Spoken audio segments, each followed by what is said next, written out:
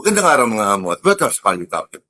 Sa video na to ay kukomentuhan natin itong nangyaring paglilitiw ni former Secretary Babes Singson sa ICI. So, ilang araw ng balita ito at marami ang nung una ay nag-i-speculate kung ano ba talaga ang naging dahilan kung bakit nagbitiw si Secretary Singson sa kanyang posisyon sa ICI. At kahapon lamang o kanina lamang ay nagpaunlak siya ng isang press conference para ipaliwanag ang mga kadahilanan niya paglilitiw sa nasabing binuong ahensya ni Pangulong Bongbong Marcos. So, marami naman po sa atin ang nakapanood dun sa mga itinatwiran niya. At kung makakakuha ko ako ng video ay makikita niyo po yan ngayon sa aking background habang bibigay po tayo ng So, ayon sa sariling pahayag ni Secretary Singson ay ang naging dahilan ng kanyang pagbibitiw ay patungkol sa kalusugan at may mga ilang bagay din tayo na nalaman. Kagaya nga po ng, syempre alam naman po natin na mabilisan lamang po ang pagtuho dito sa ICI. At kung naaalala po ninyo ang mga una o sa mga naunang naging miyembro nito ay si dating Mayor Magalong at makalipas nga lamang po ng halos 2 linggo ay katulad ni Secretary Singson ay nagbitiw din po siya. So, pero dito naman po kaya Secretary Singson ang kanyang itinatwiran ay ang kanyang kalusugan at may mga ilang bagay din po siyang ibinigay na sa tingin ko ay pwede naman din paniwalaan kagaya nga po ng ika nga sapat na mga tauhan sa ahensya at ganun din po ang pondo na kung saan ay syempre hindi naman po pwedeng magpatakbo ng isang organisasyon ng walang pondo. So, dinahilan dito ni Secretary Singson na halos lahat ika nga ng ginagamit ng ICI ngayon ay either sa sariling bulsa nila kinukuha o nanghihiram sila ng kung ano man ang kailangan nila sa ibang mga ahensya, kagaya nga daw po ng DOJ at Ombudsman, mga printers, abogado, at kung ano-ano pa. Pero syempre, iba rin ang sinasabi ng mga kritiko na maaaring talagang sadyang naging dahilan kung bakit nagbitiw si Secretary Singson. At syempre, magbibigay din po tayo ng ating pananaw o uro-uro dito sa naging dahilan nga ng pagbibitaw o pagbibitiw Secretary Singson. Sa aking palagay, ito walang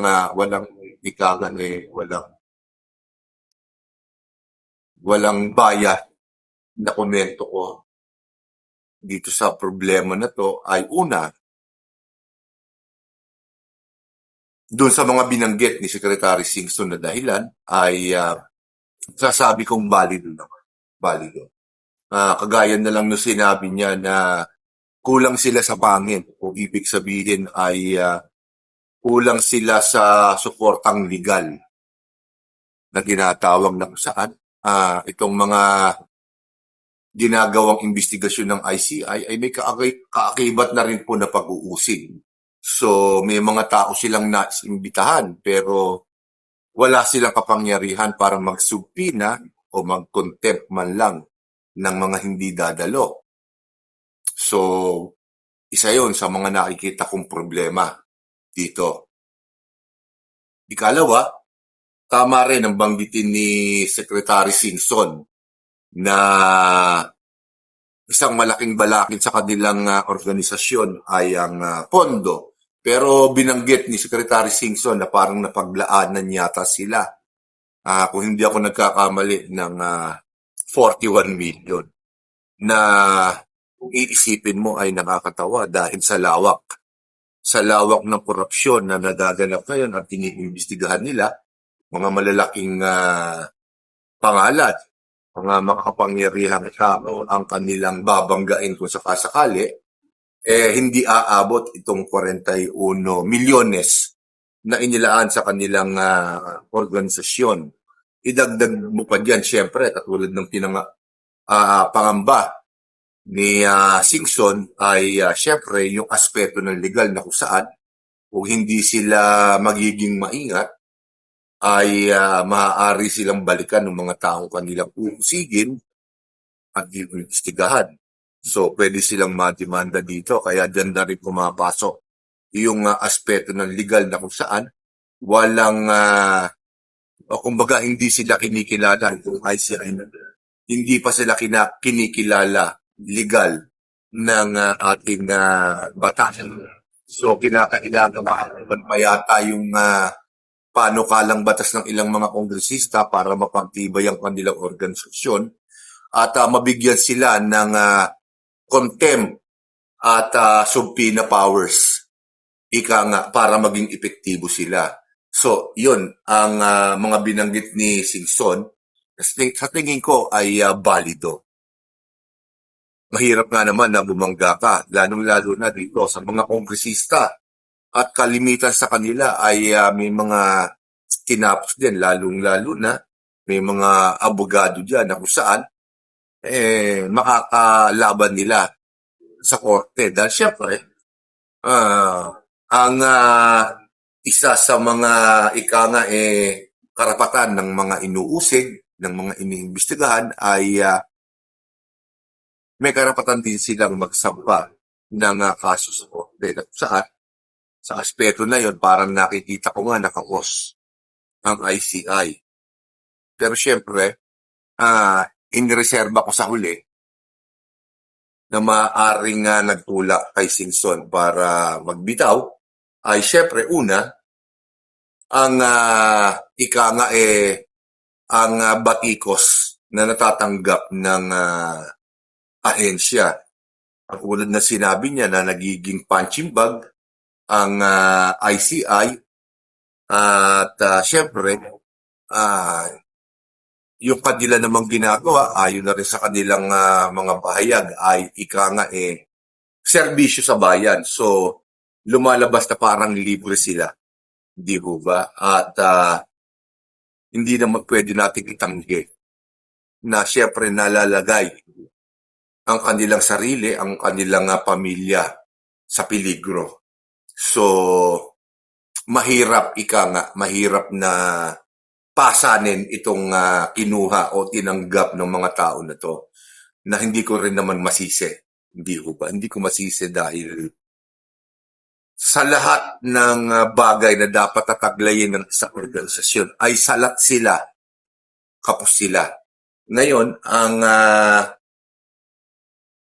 nakikita ngayon ng mga kritiko ay kumbaga patay na itong ICI na to. At ang iba pa ay sinasabi na ito lamang ang isang palabas na saan ay ang trabaho talaga ng ICI ay pagtakpan. So hindi na natin titipirin. Pagtakpan ang mga kaalyado ng Pangulong Bongbong Marcos na sangkot dito sa mga korupsyon na nangyayari sa ating bansa. At isa na nga din po pala diyan, syempre, ay si Representative Martin Romualdez at ngayon po ay nadadamay na rin po ang anak ng Pangulo na si Representative Sandro Marcos na kanina lamang ay nagkusa na daw na magpunta dito sa ahensya na to at magbigay ng kanyang pahayag dito sa mga inilabas ni Saldico na kung saan ay di umano ay nakinabang din sa korupsyon si Sandro Marcos. Pero syempre marami din na nagtaka dahil kung wala naman itinatago talaga si Sandro Marcos, bakit siya humingi ng ah, executive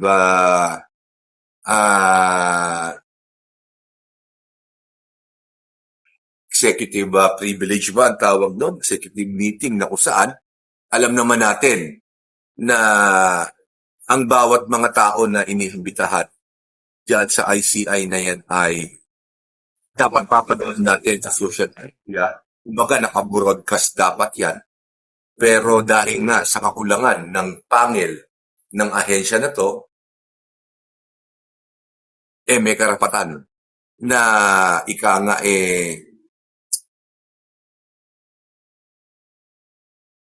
humingi ng executive meeting, executive privilege ang bawat individual na kanilang iniimbita. Ibig sabihin nito, closed door meeting, closed door investigation na kung saan hindi po natin mapapanood, mapapakinggan ang makakatating na sakol na mangyayari doon sa saradong investigasyon na yun. So, marami ng agam-agam ang mga kung saan, syempre, porke nga karamihan, masasabi naman natin, na karamihan sa mga involved dito sa korupsyon na to ay kaalyado ni Pangulong Bongbong Marcos at marami ang nagsasabi na ang ICI ay nahandyan para lamang pagtakpan o inusot ang mga kaalyado ni Pangulong Bongbong Marcos, lalo-lalo na ang kanyang pinsan na si Martin Romualdez at ang kanyang anak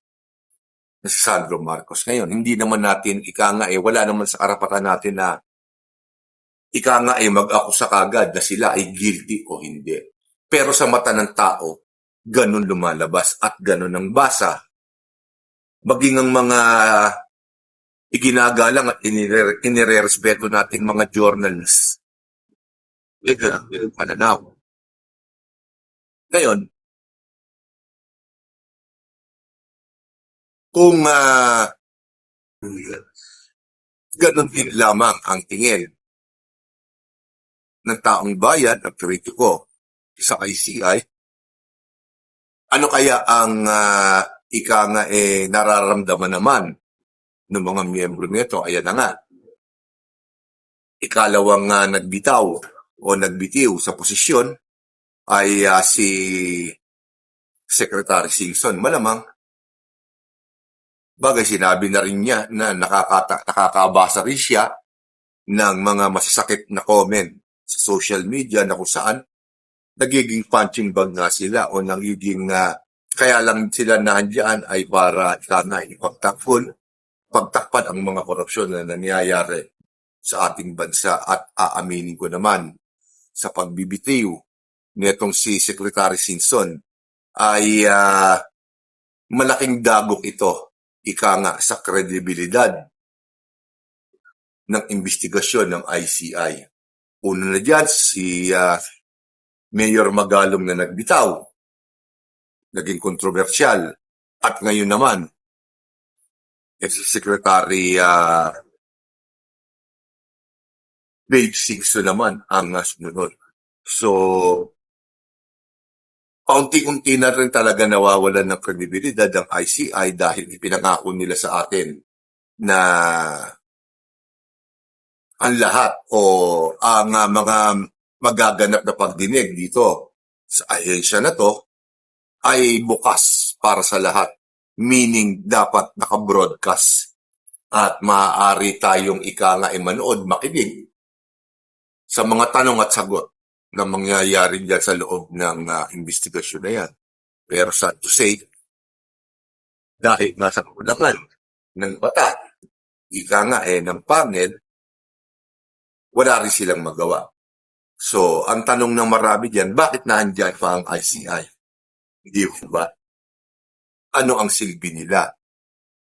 Di ba? Sa pananaw ko, kaya lang ginawa talaga ang ICI.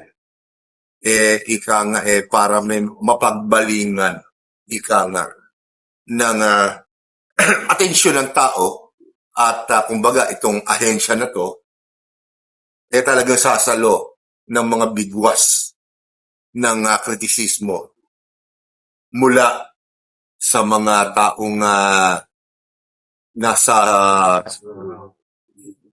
nasa media at maging din siyempre dito sa mga kritiko na social media. At sa tingin ko, magpasa hanggang ngayon ay malaki na ang ibinawas ng tiwala ng tao dito sa ICI na to. Kaya siyempre, magdadagdag din naman ako ng tanong. Bukod dito sa mga tanong ng ating mga kapwa kritiko. Hanggang kailan? Hanggang kailan kayang tiisin ng ICI ang batikos ng taong bayan? Pagamat alam nila naman, hindi ko ba? Sinasabi nila na sinasakripisyo nila ang kanilang ika nga kredibilidad. Kanila parangalan para magsilbi sa bayan. Pero kung paano ang bayan, ang taong bayan ay hindi naniniwala sa kanilang ginagawa. Kaya ba nilang tiisin yan hanggang sa huli? At itong mga investigasyon na to at mga pagdidig na mangyayari ay hindi naman ito aabuti ng 1, 2, 3 buwan lamang. Sa dami ng involved o sangkot dito sa korupsyon na to, taon ang bibilangin. Taon ang bibilangin bago makapagsampa sila ng kaso sa korte. Lalo na dito. Ngayon pa lamang ay halos hindi pa pala ika nga nauumpisahan na sampahan ng kaso si Martin Romualdez. So, dito pa lamang nagkakaroon na ng problema. Hindi ko ba? Ang problema ng ICI, wala na silang kredibilidad. Yon ang nakikita ko sa mga balita sa mainstream media at sa social media. Parang nawawala na sila ng tiwala sa ICI. What more ang taong bayan? Kung ngayon pa lamang, hindi na kayang ika nga mapatunayan ng ICI na lamang, hindi na natin sasama sa Pangulong Bongbong Marcos, ang kanilang ika nga dedikasyon para makasuhan o makapag-produce ng mga tao na talagang ika nga sabihin na natin mga politiko na dapat sana ay makasuhan na. Hindi ko ba? Baka ang niluluto nilang mga kaso ay ika nga hindi talaga airtight. Kumbaga sa kanin ay hilaw. Baka ang dulo nito, malaking bulto ng kanilang mga kinasuhan ay ika nga maabsuelto. At sinasabi nilang independent body sila o independent investigative body sila. Pero bakit parang ang nangunguna sa kanila o ang nagdidikta ng bawat galaw nila ay ang DOJ, ang ombudsman. Dahil lamang ba sa ipinahihiram ng DOJ, ng ombudsman, ng kanilang mga abogado sa kanila? Sila na ang mangunguna. So magkakaroon na rin ng question kung talaga bang independent ang ICI. So ilan na lamang diyan ang ika nga matutibay na hindi pa nag-active. So hindi ko alam kung hanggang saan tatagal ang ICI. Maaaring makapagpatuloy pa sila ng investigasyon pero yung tiwala, yung kredibilidad, yung integridad ng nasabing ahensya ay isa na ngayong malaking katanungan. Hindi ho ba? Nababalutan na ng ika nga katanungan ng integridad, ang kredibilidad ng ICI. So doon pa lamang sila, ngayon pa lamang ay may problema na silang gano'n. Paano pa dito sa mga kaso na iniimbestigahan nila? At syempre, uulitin ko, marami ang nagsasabi na ang ICI ay binuo lamang para gamitin politikal ng administrasyon at para sagipin ang mga dapat sagipin. So, dito ko muna tatapusin ang video na to at susunod ko po mga video ay ibang paksa naman po ang ating tatalakayin. So, maraming salamat po sa inyong lahat at magandang araw po sa inyo.